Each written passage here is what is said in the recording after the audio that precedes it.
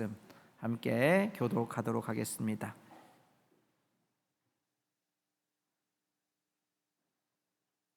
6장 1절부터 10절의 말씀입니다. 제가 가지고 있는 성경은 신약성경 291페이지쯤에 있습니다.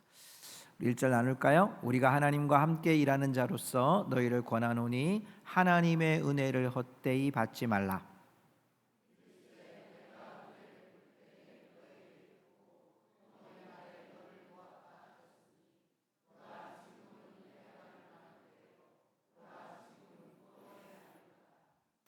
우리가 이 직분이 비방을 받지 않게 하려고 무엇에든지 아무에게도 꺼리끼지 않게 하고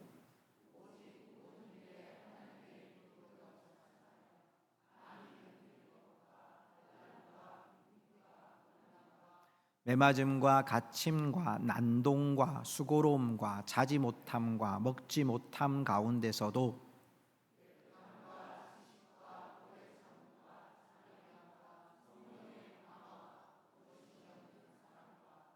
진리의 말씀과 하나님의 능력으로 의의 무기를 좌우에 가지고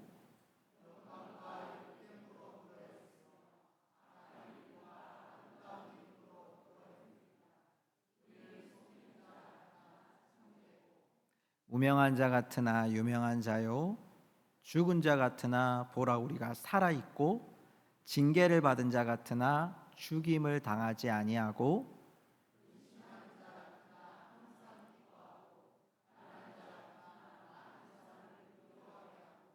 아무것도 없는 자 같으나 모든 것을 가진 자로다. 아멘. 자리에 앉으시기 바랍니다. 한 주간 동안요 저를 만나는 성도님들의 3분의 2가 저에게 이런 질문을 했습니다. 예훈이 잘 들어갔습니까? 제가 한 주간 동안요 그 질문을 받으면서 두 가지 마음이 들었어요. 하나는 와 아들 진짜 보고 싶다. 네, 어제 전화가 왔어요. 어제 전화가 왔는데 이제 통화를 이렇게 하면서 잘 지내고 있더라고요. 때 아닌 분대장님도 되셔가지고 아주 뭐 잘 지내고 있다고 저한테 밥도 너무 잘 나온다고 얘기를 하더라고요. 근데 또 하나 주셨던 마음이 뭐냐면 이제 논산훈련소를 가면서 제가 또 하나 느낀 게 그거예요. 아들이 있는 아버지는 군대 논산훈련소 가봐야 되겠구나 이런 생각이 들었어요. 왜냐하면 거기서 제 안에서 어떤 마음의 어떤 그 은혜를 누리게 됐냐면 거기에 이제 아들을 이제 떠나보냈죠. 여러분 다 아시잖아요. 이렇게 훈련소에 보면 이제 아들 가서 이제 입소식을 하는데 입소식 하고 제가 이제 나오잖아요. 나오는데 뭐 좀 울었습니다. 마음이 좀 그래서 울었어요. 근데 나오는데 제가 어떤 생각이 들었냐면 하나님이 저한테 야 이게 맡김이야 라는 걸 얘기하시는 거예요. 내 손으로 아무것도 할 수 없잖아. 아무것도 조정하거나 아무것도 우리가 뭐 도와주거나 할 수 없잖아. 내가 그 아들을 나에게 맡겨.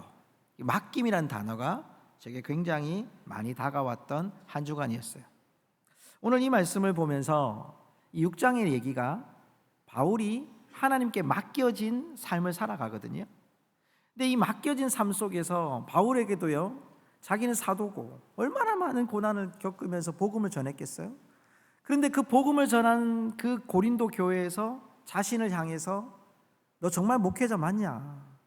또 이단의 세력들이 바울을 굉장히 의심하고 또 거짓 교사들이 바울에 대해서 이렇게 올바르지 못한 이야기들을 하니까 성도들이 요동하는 거죠. 바울은 좀 억울한 거예요. 어떻게 보면. 그런데 오늘 이 말씀 6장에 보면 바울이 살아내는 동력을 오늘 우리에게 보여주는 거예요. 내가 하나님의 일꾼입니다. 그 일꾼으로 살아내는 동력은 이겁니다 라고 바울이 오늘 우리에게 전해주는 거예요.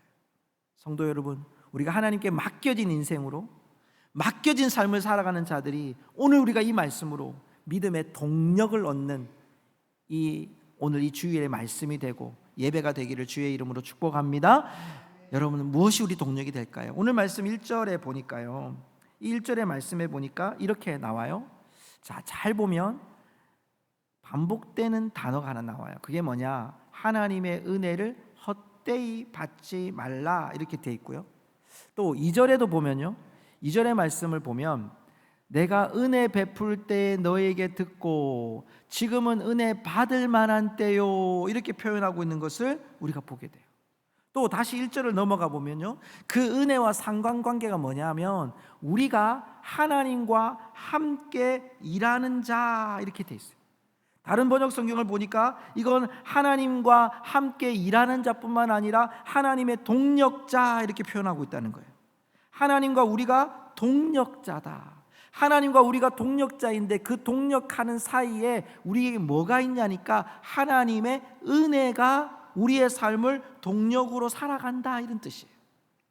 제가 이번 한 주간에 그 김선교라고 하는 선교사님, 젊은 사역자인데요, 청년들의 집회를 이렇게 하는 걸 제가 설교를 들으면서 이분이 이런 말씀을 하시더라고요. 하나님이 우리 쓰시기에 이런 단어를 썼어요. 투자 대비 중에 어떨까? 하나님이 우리 쓰실 때 투자 대비하면 괜찮은 인생일까? 그렇지 않을까? 이런 단어를 사용했어요. 투자 대비. 그러면서 하나님 우리 부르실 때 투자한 그 투자의 그 영역이 얼마나 컸는가, 이걸 얘기를 해요. 여러분, 우리 부르실 때요, 하나님 공짜로 부르신 거 아니잖아요. 하나님 우리 부르실 때 얼마나 많이 얼레고 달래고 하나님이 우리와 함께 하신다, 은혜도 주시고 기적도 주시고 병고침도 주시고, 그러면서 하나님이 우리에게 하나님을 만날 수 있도록 하나님이 길을 열어주신 거예요. 근데 예수만 믿으면 또 끝난 게 아니라 예수 믿고 집사님 되고 권사님 되고 안수집사님 되고 장로님이 될 때까지 하나님이 또 부르시는 거예요. 또 말씀하시는 거예요. 또 얼레고 달래는 거죠. 그러면서 하나님 앞에 쓰시는데 하나님이 우리가 그 영광을 우리가 빼앗을 수 있겠냐? 그럴 수 없는 거예요. 하나님이 왜 그렇게 하시느냐? 이유는 하나인 거예요. 그 은혜에 동참하게 하시는 하나님의 뜻이라는 거예요.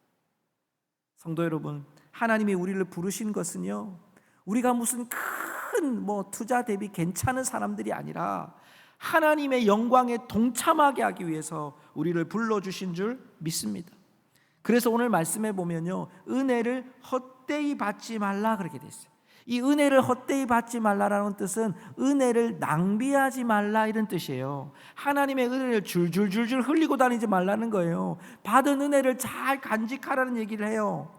자, 그러면서요, 이 말씀의 원어적인 뜻은 뭐냐면 은혜를 잃어버리지 말라라는 뜻인데, 이게 여러분 은혜에 대한 수용성이에요. 무슨 말이냐면 하나님의 은혜를 담는 삶으로, 일꾼으로, 그걸 동력으로 삼고 살아가라는 거예요. 다른 말로 얘기하면 하나님의 은혜를 날마다 사모하며 살아라는 거예요. 2절의 말씀을 보십시오. 2절의 말씀을 보면 내가 은혜 베풀 때 너에게 듣고 구원의 날에 너를 도왔다 하셨으니 보라 지금은 은혜 받을 만한 때요, 보라 지금은 구원의 날이로다. 제가 이 말씀을 이렇게 원문을 살펴보니까요, 이게 어떤 말이냐면 은혜 받을 만한 때요, 구원의 날이다라는 이 표현이 뭐냐면 하나님께서 지금 우리에게 은혜를 베푸시는 때다, 이런 뜻이에요. 그러니까 우리가, 여러분, 이 바울이 말하고 싶은 것이 뭐냐면 지금 우리는 하나님의 은혜를 떨어뜨리는 삶이 아니라 하나님의 은혜를 간직하고 하나님의 은혜를 담아내는 삶을 살아가야 될 자들이 바로 우리 그리스도인입니다.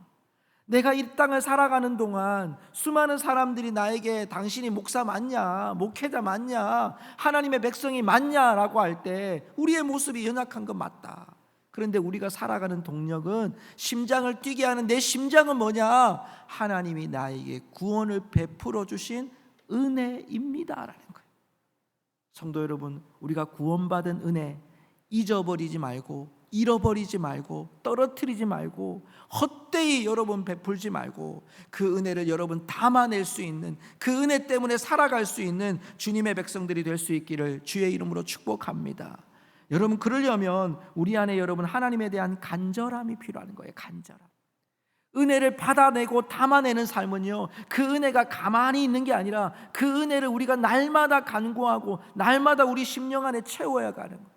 12의 혈루증을 앓았던 여인, 삭개오, 백부장, 문둥병 환자, 여러분 이들의 공통점이 뭐냐면 자신의 연약함 속에서 예수 그리스도에 대한 간절함이 있었습니다. 그걸 여러분 받으려고 한 거예요. 그 은혜에 대한 간절함과 절박함이 하나님의 은혜를 계속 수용하고 하나님의 은혜를 계속 담아내는 삶으로 살아갈 수 있다는 거예요. 성도 여러분, 하나님의 은혜에, 복음의 은혜에 간절함으로 하나님께 응답할 수 있기를 주님의 이름으로 축복합니다. 여러분, 그것이 우리가 하나님 앞에 살아가야 될 믿음의 동력인 거예요. 은혜를 날마다 사모하는 것. 하나님, 오늘도 하나님의 은혜가 없이는 살 수 없습니다.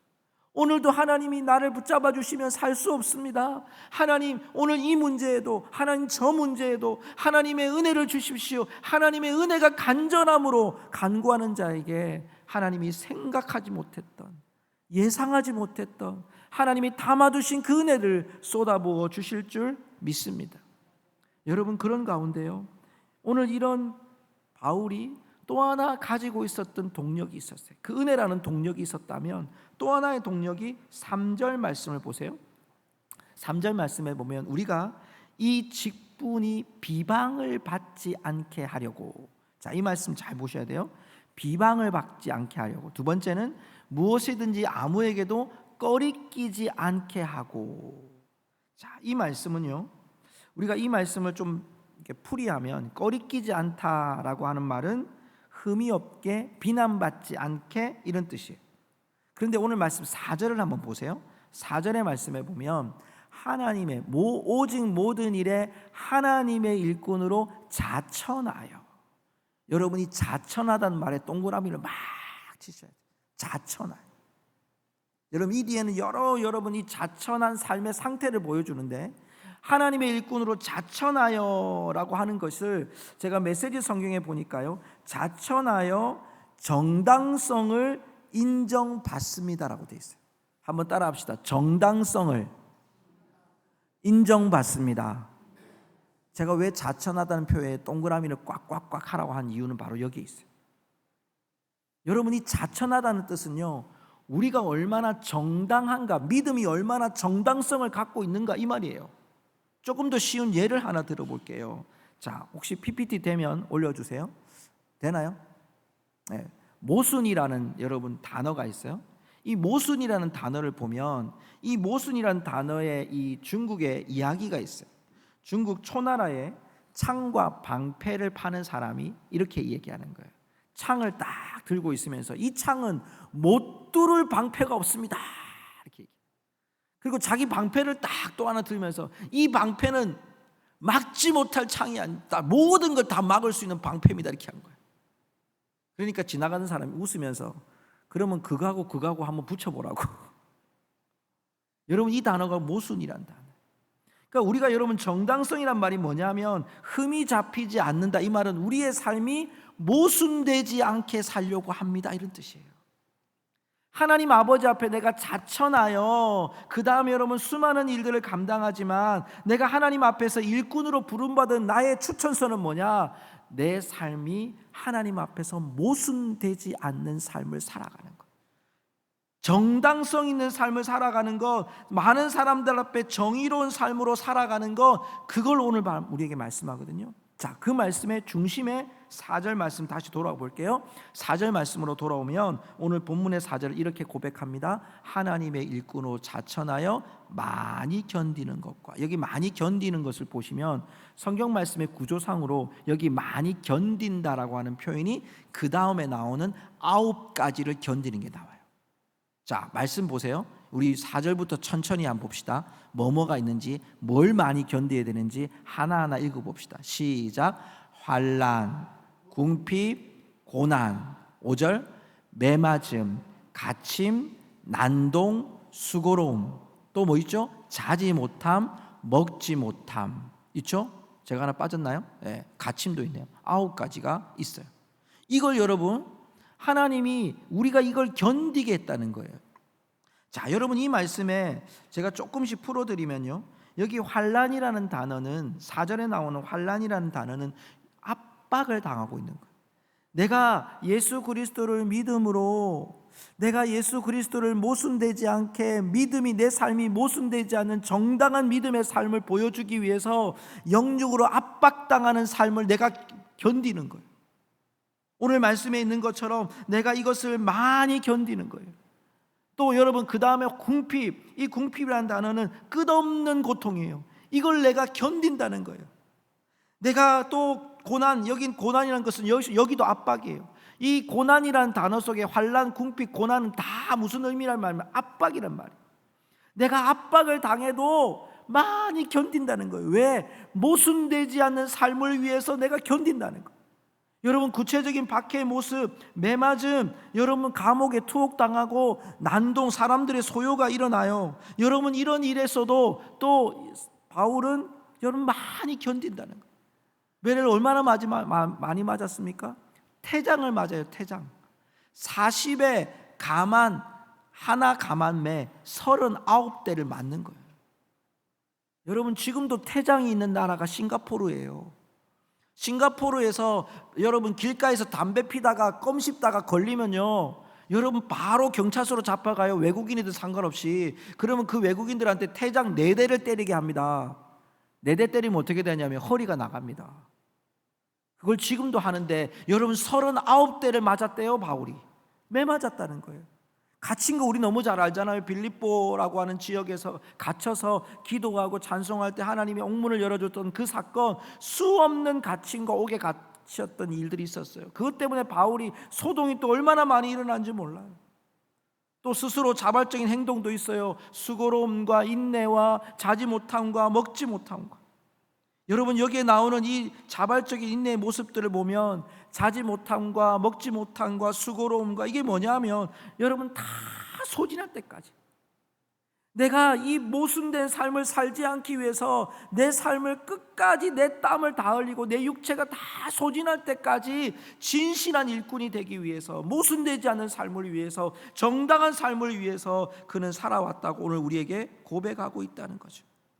그러면서 더 놀라운 것은요, 그 다음 구절에 보면 여러분 이 말씀 속에 진실한 일꾼이 사는 방법이 있었다면, 그러면 그 진실한 일꾼이 사는 방법이 또 하나 있어요. 이것은 여러분 많이 견뎌야 된다고 그랬잖아요.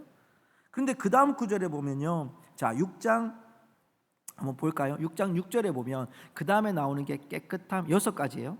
깨끗함, 지식, 오래 참음, 자비함, 성령의 감화, 거짓이 없는 사랑, 이렇게 돼 있어요. 그리고 7절에도 또 나와요. 7절의 말씀에 보면 진리의 말씀과 하나님의 능력으로 의의 무기를 좌우에 가지고, 이렇게 돼 있어요. 자, 여러분 많이 견디는 건 뭐냐? 고난이었단 말이에요. 그런데 그 고난 속에서도 그가 또 지키고 있는 게 뭐냐? 흔들림 없이 지키는 게 뭐냐? 깨끗함이었다는 거예요. 순결함이었다는 거예요. 지식이었다는 거예요. 하나님의 사랑을 지켰다는 거예요. 오래 참았다는 거예요. 하나님의 사랑을 끊임없이 전했다는 거예요. 그리고 그 안에서 하나님의 자비로움, 너그러움이 있었다는 거예요. 성령의 감화로움, 성령의 충만함이 있었다는 거예요. 거짓이 없는 사랑으로, 진실함으로, 위선되지 않고 진실된 사랑을 했다는 거예요. 그리고 좌우에 진리의 말씀과 하나님의 능력을 붙들고 그는 살아갔다는 거예요. 2가지. 우리의 삶이 모순되지 않고 정당하려면 많이 견뎌야 됩니다. 또 하나, 여러분 우리가 순결한 마음으로 지켜야 됩니다. 이게 여러분 우리 안에 모순되지 않는 믿음의 삶이었다는 거죠. 사랑하는 성도 여러분, 그래서 오늘 8절의 말씀을 결론 지으면서 현대인의 성경에서 이렇게 고백하는 걸 보게 돼요. 우리 한번 같이 읽어볼까요? 영광을 얻든 수치를 당하든 욕을 얻어먹든 칭찬을 받는 항상 하나님의 일꾼임을 보여주었습니다. 그러니까 바울은 자기가 일꾼답게 살았다는 거예요. 일꾼답게 살았다는 거예요. 일꾼답게 그가 100% 정당하다 이 말이 아니라 내 삶은 많이 견뎠습니다. 고난으로 많이 견뎠습니다. 내게 있는 그 삶 속에서도 내가 깨끗함을 유지하기 위해, 순결함을 유지하기 위해, 하나님의 일꾼이기 위해 내가 영광을 얻든 수치를 얻든 욕을 얻어먹든 칭찬을 받든 나는 하나님의 일꾼임을 벗어나지 않고 살았습니다 라고 고백하는 거예요. 성도 여러분, 하나님이 우리에게 이 지역 안에서, 또 우리 이 교회 안에서 하나님이 주신 직분이 있어요. 그래서 하나님이 우리에게 중직을 허락하시기도 하고요, 목회자라는 이름을 주시기도 해요. 그런데 여러분 잘 기억하셔야 됩니다. 상처받지 말고 잘 기억하시고 들어보십시오. 여러분 우리가 직분을 위해 사는 게 아니고요, 하나님의 일꾼으로 사는 하나님의 백성들인 줄 믿습니다. 이게 중요한 겁니다. 내가 목사로서 사는, 목사로서 새벽 기도하고 목사로서 여러분 일하고 목사로서 여러분 살아간다는 건 여러분 불행한 일이 되는 거예요. 하나님이 내게 주신 이 거룩한 직분이 내게 의무가 되어지고 하나님의 은혜가 아니라 의무가 되어지고 내 정당성은 목사라는 이름만 있다면 여러분 이게 의미가 없는 거예요. 우리의 진짜는 뭡니까? 내 삶을 통해서 하나님이 내게 주신 것이, 내 부르심이 칭찬을 받든 욕을 받든 수치를 당하든 영광을 받든 내 삶을 통해서 하나님의 복음을 지켜나가는 것, 견뎌나가는 것, 이 부르심이 얼마나 귀중한지를 알아내는 것, 내 삶의 정당성 있는 삶, 세상을 거스리면서도 연어처럼 다시 올라가면서도 하나님 아버지의 말씀을 따라서 세상을 거슬러 올라갈 수 있는 그 믿음, 저와 여러분이 되실 수 있기를 주님의 이름으로 축복합니다. 성도 여러분, 이제 우리가 다시 시작해야 될 것이 무엇입니까? 내 삶이 하나님 앞에서 모순되지 않는 신앙인가?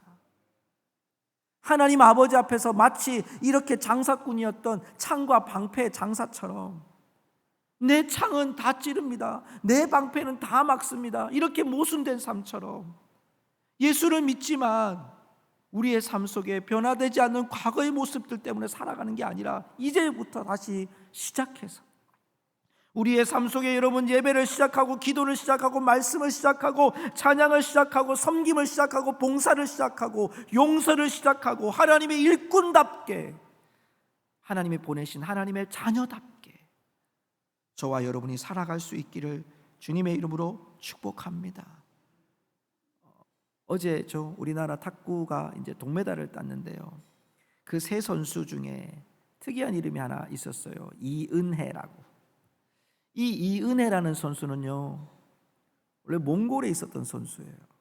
근데 이 선수를 1988년에 탁구 금메달을 있었죠. 현정아 씨와 함께 있었던 양영자 씨라고 있었습니다. 이분이 그 88 올림픽을 하고 난 다음에 사라졌어요. 엄청난 유명세를 탈 수 있었던 그 양영자 씨가 나중에 알고 봤더니 남편과 함께 몽골에 선교사로 간 거예요. 몽골의 선교사에 가서 몽골에서 그 탁구를 가르치고 그 탁구를 더 저변을 확대시키고 복음을 전하는 일들을 끊임없이 하신 거예요. 지금 한국 돌아오셨는데요, 그 양영자 선교사님에게 배움을 받았던 친구가 이은혜 선수인 거예요. 그 친구가 한국으로 귀화를 한 거예요.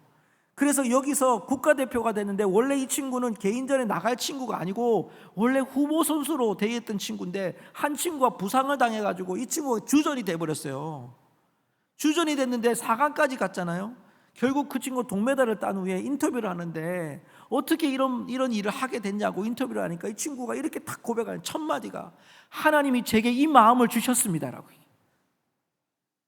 성도 여러분, 한 사람의 선교사가 한 영혼을 키운 것이 대한민국에 얼마나 큰 기쁨이 된 줄 몰라요.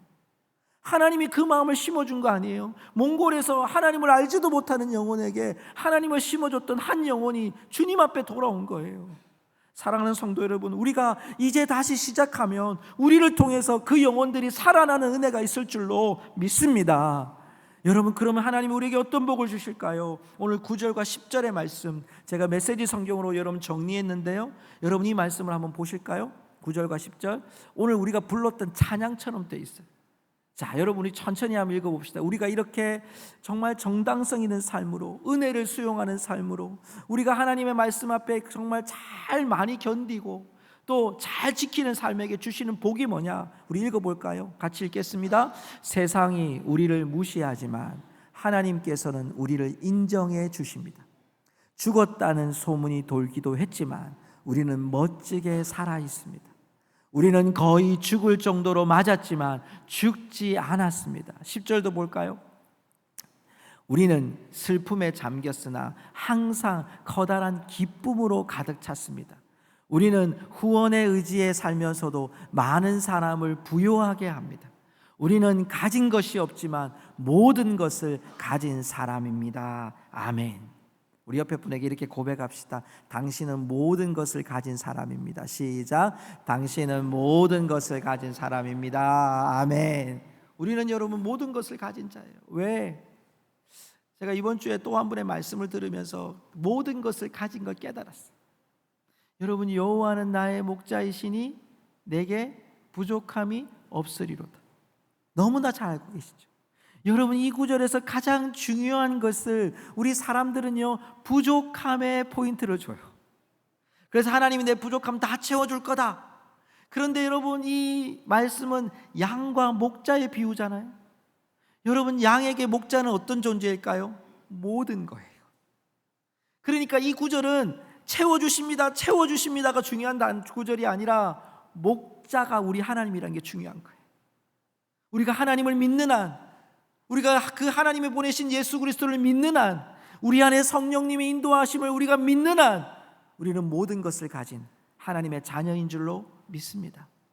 그러기에 우리가 이 땅을 살아갈 때 여러분 기억합시다.